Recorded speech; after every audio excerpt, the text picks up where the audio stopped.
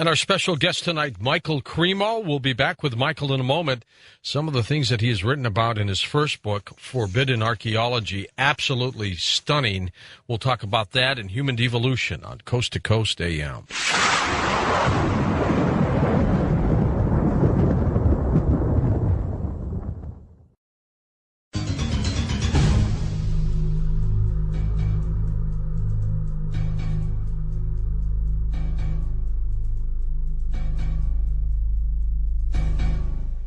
Next hour, we'll open up the phone lines with our guest, Michael Cremo. Michael, where do you think we came from?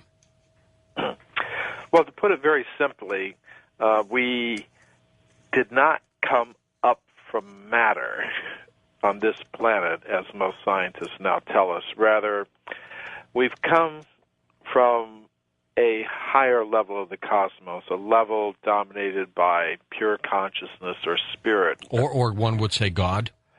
Yes, I think if we actually look at consciousness, say I'm conscious, you're conscious, every one of our listeners out there is conscious, otherwise we wouldn't be in this position.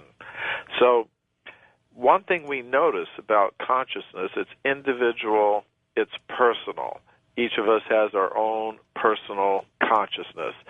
And to me that suggests that the source of all conscious beings is also individual and personal. Now, you can call that God if you like. And it seems to me what's really happened is if we give up our connection with the source of all conscious beings, then we've got to have some place to go. And here, where we are now, that's the place.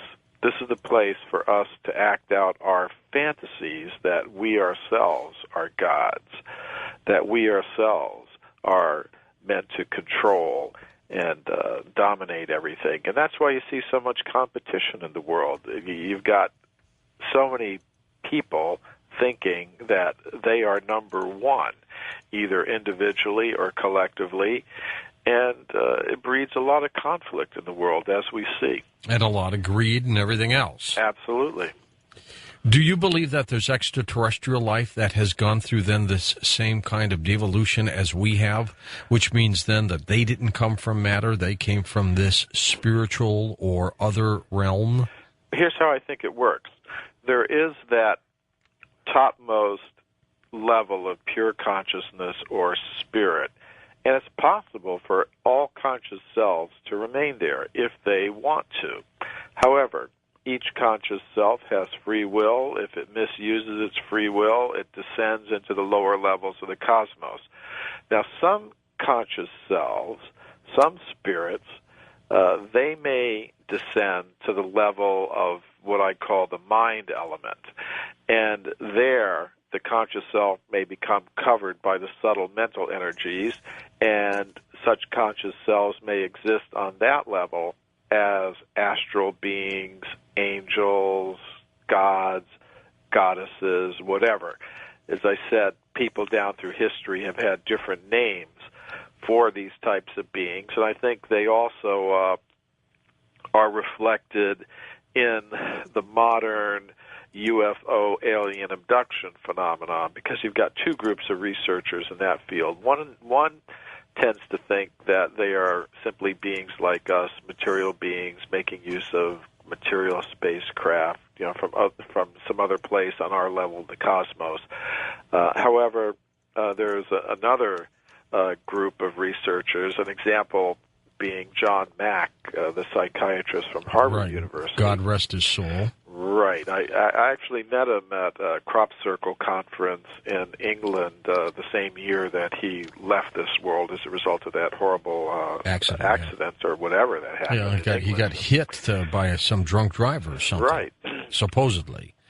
So he had heard about this alien abduction phenomenon, And he began investigating it as a psychiatrist, and he found the people that were reporting these things, they weren't insane, they weren't neurotic or psychotic, they were perfectly normal human beings who were displaying the same sorts of symptoms that, say, soldiers who had been involved in a battle, or humans that had, ordinary people who had been involved in some crime, had been attacked or something. In other words, they were displaying post-traumatic stress symptoms. And he determined, well, the phenomenon appears to be genuine, and that got him in a lot of trouble with his colleagues at Harvard who tried to get him removed from his position. They convened an academic court to try to have him removed, but he successfully fought that. And in his book Passport to the Cosmos, he said it appears ever more likely that we exist in a multi-level cosmos, inhabited by different sorts of beings existing on the different levels, which I agree with 100%. That's exactly what I'm saying. And he himself admitted it's not an idea that's original with him or me or anybody else. It's the common heritage of humankind, down through history. That's the picture of reality that we have. So there are these beings that exist on that level. It's possible to come down to the further level that we now exist in, the level of the grosser material elements, where we have a covering not only of mind but of matter. So if we want to ask the question, well, where did we all come from? Well, I think we all came from that topmost level of pure consciousness or spirit, and according to our different destinies and desires, we've come down to different levels. As I said, there are some souls who are existing at that level of the subtle mental energies, and there are some of us who have come down to this level of gross matter. But it's possible to reverse the process. There's a process of spiritual re-evolution, and I think every tradition has some kind of process of prayer, meditation, or yoga that is meant to help us do that, restore consciousness to its original pure state. And here I'm not talking about the more external forms of religion, which can be such a source of conflict, Absolutely. as we see in our world today. They really can convolute everything. I know, but I'm talking about something else. I'm talking about spiritual technologies, just like a geologist can tell us how to extract the pure element gold from its ore where it may be mixed with less valuable elements. Now, once you've got the gold, you could form it into coins, and you could stamp the coins with the symbols of different nations. But if it's really gold, it doesn't matter what symbol you've stamped on it. And I think it's the same with these spiritual practices.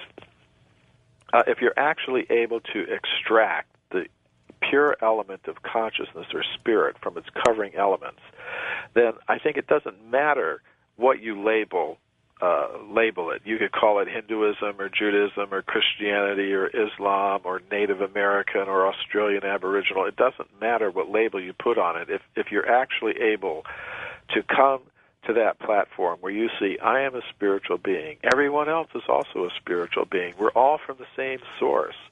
There's no reason for any of us to be fighting over matter. I mean, I think it's the fundamental problem that we face in this world today, that you've got two kinds of people. You've got one type of person who is striving to realize the self within and its connection with the source of all conscious beings, and being able to recognize every other human being, not just even every other human being, but every other living thing. And I would say most of those are listening to this program today. I would think so, and I think it's very fortunate. But then there's the other kind of person that wants to focus not on the commonalities, but on the divisions.